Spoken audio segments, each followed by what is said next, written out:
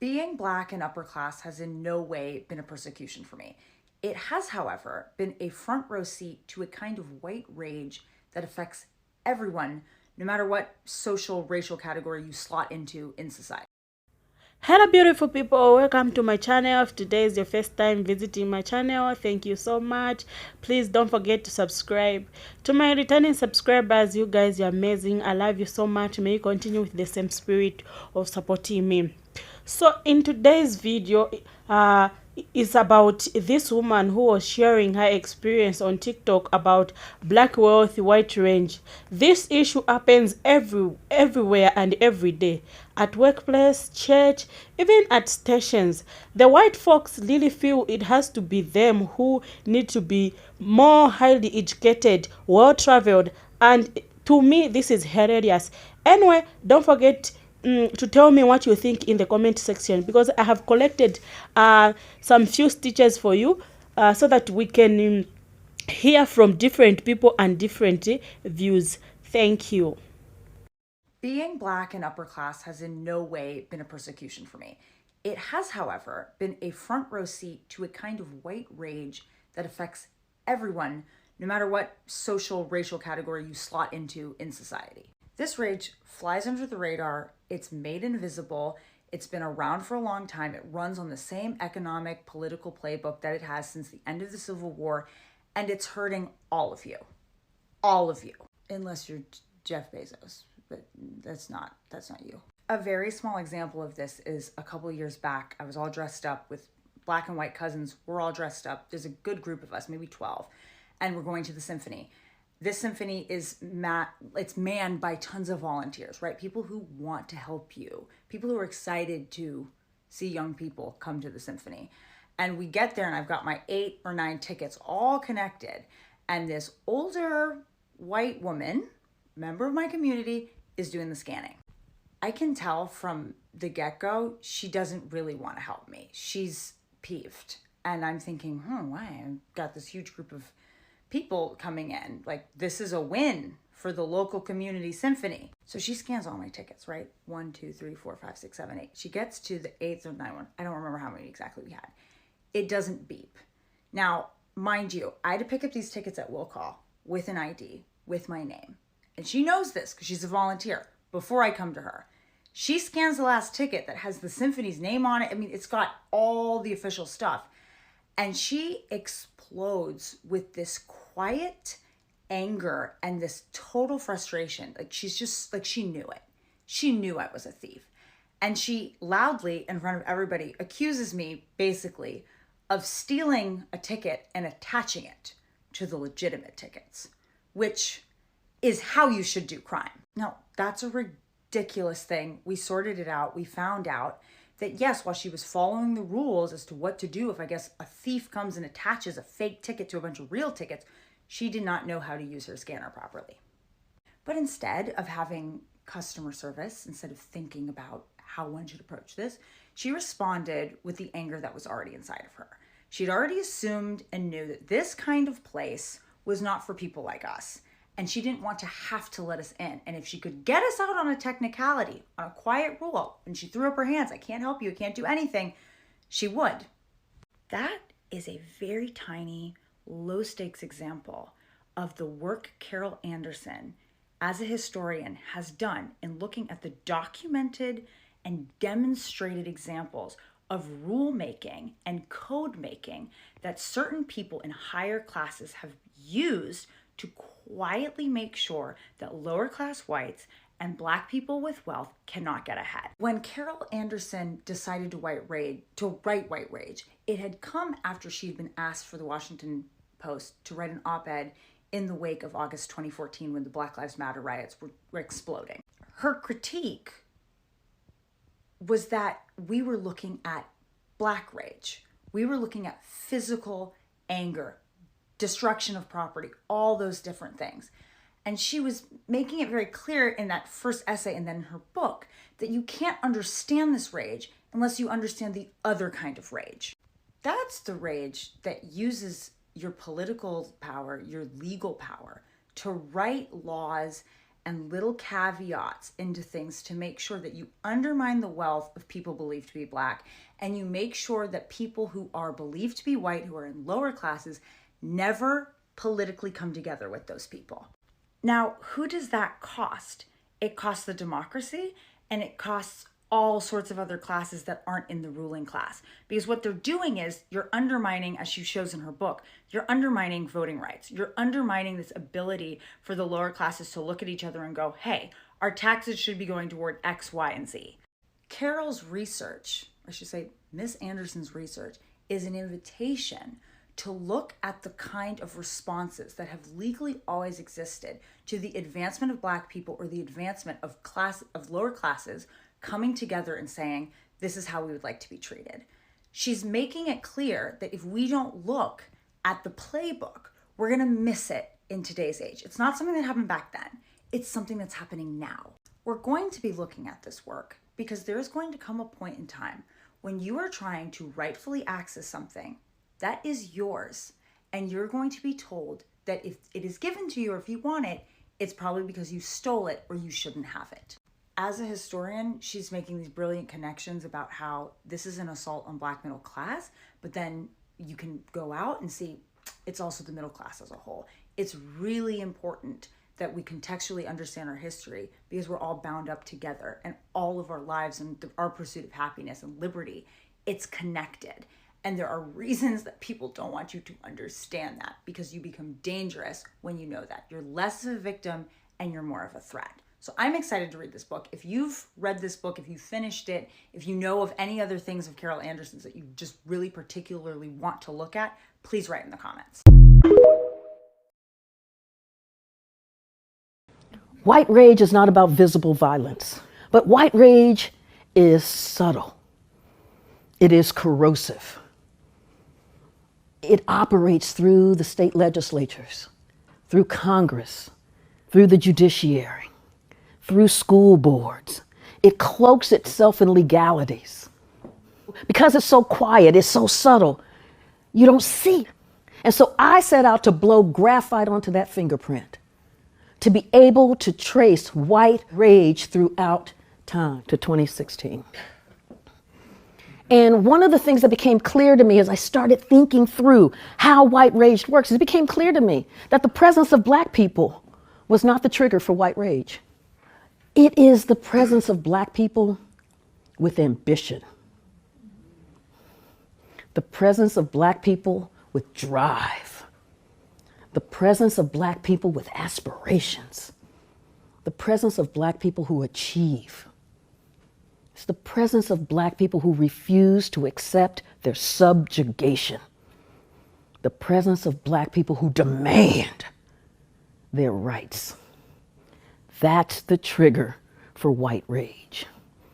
And this society has therefore punished Black resilience and Black resolve. Being Black and upper class has in no way been a persecution for me. It has, however. Okay, so this is my experience in the medical field. Oftentimes, we are mistaken for a PSW. So you walk into a patient's room and they say something like, you must be the PSW.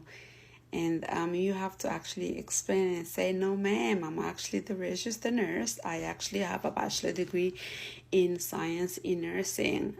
But, what I'm trying to say is it's never, you must be the surgeon, you must be the doctor. It's always, you must be the PSW. The same, another example, sometimes you might have a really busy day. So I am still in my scrubs, and so I'm trying to get my kids to go to their football practice or basketball practice.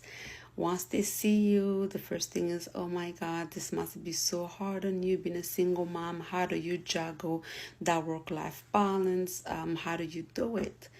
I never told you that I was single mom. You see the ring on my finger. I am very much married. My husband is very much involved. This is just my week. This is just to say again, I have nothing against single mom. I have nothing against PSW. I'm just sharing my experience about that negative nuance where you are always assume that you are the PSW and not the surgeon, or you are the single mom and not the married one. It really irritates me. So I just want to share my experience. Being Black and upper class has in no way been a persecution for me. It has, however. So when we were picking our house, right, I was looking on Zillow or where I was looking on, and I saw a house, all brick home, beautiful house, for sale. It was a little high, and I didn't really like the interior of the house, but it led me down a rabbit hole, and I found out that the builder was still building in this neighborhood. So we went to go check the neighborhood out. Houses are beautiful. It's a suburban neighborhood. I'm from the city. I never lived in a suburb, and I grew up really poor. So this was definitely going to be like an upgrade for me and my husband. And our neighborhood is predominantly white. But it was so fun because every time we would drive through, people would be waving, saying hi. And I'm like, what's going on? It was weird for me because like and I'm from up north. So like, that Southern hospitality, I'm like, are they faking? Is it real?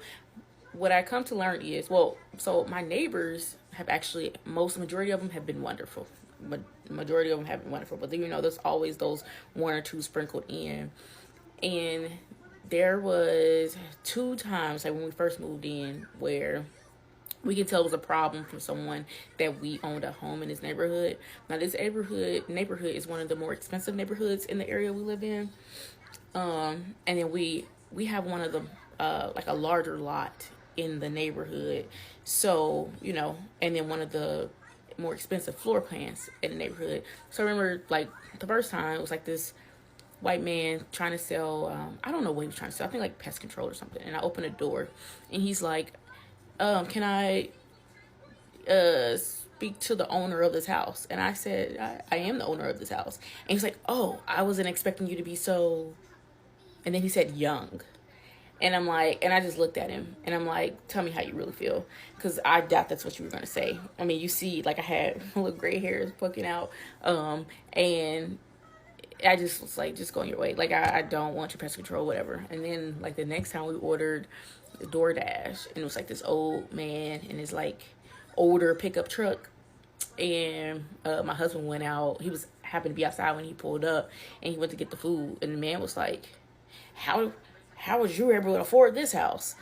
And my husband, he was like, the same way you afforded your car.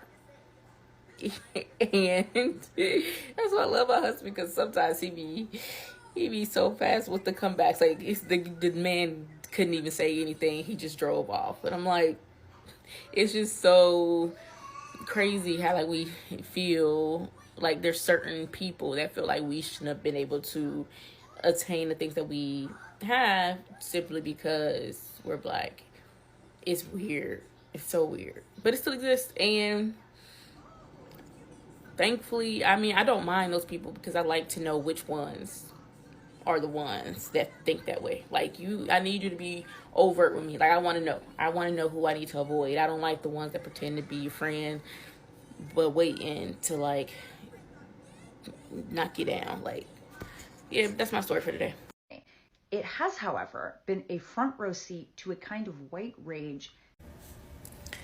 So if you haven't watched that video, go back and watch it. They're talking about white rage and how white people seemingly just have this anger and rage towards Black people when they deem Black people inferior to the spaces that they occupy, or their achievements, or their wealth. And I just want to come on here and give my experiences with, I guess, some, the white rage, because I feel like most of us, if not all, have experienced some degree of white rage. And I remember one instance that stood out for me, and this happened over 10 years ago. I was doing my prereqs for nursing school, and I was in this chemistry class with a professor, and I was failing this class miserably. And the semester before that, I'd made the president's list. And so they had like the ceremony and they give you refreshments, a little ribbon that says you made the president list, and a certificate. And here I am, proud as a peacock, walking in the class, sit down in my seat, my ribbon is on, I have my certificate, you know, feeling very accomplished. And the professor came over, looked at me, my ribbon, and my certificate, turned to the young lady next to me and said, "You should have made the president's list." Legit. You should have made the president list. This man did not acknowledge me in any way. He just turned to her and said, "You should have made the president's list." Yep. I dropped that class so fast. When I tell you I didn't waste any time, I dropped that class, went to another school, did that same course or its equivalent, and got my A and take my ass into nursing school. Didn't even hesitate. But again, he didn't think I deserved to be on that list. Mind you, this was maybe the second month in the semester, so he didn't really know me more than maybe once or twice a week when we met for 4 weeks the month prior. Well, everyone has a different experience, but these palm-colored people think wealth and power belongs only to them. When a black person owns these, meaning you stole, and you become a threat to them. I didn't have much to say today. Thank you so much for watching my videos and for sharing. You guys are so amazing. Bye for now.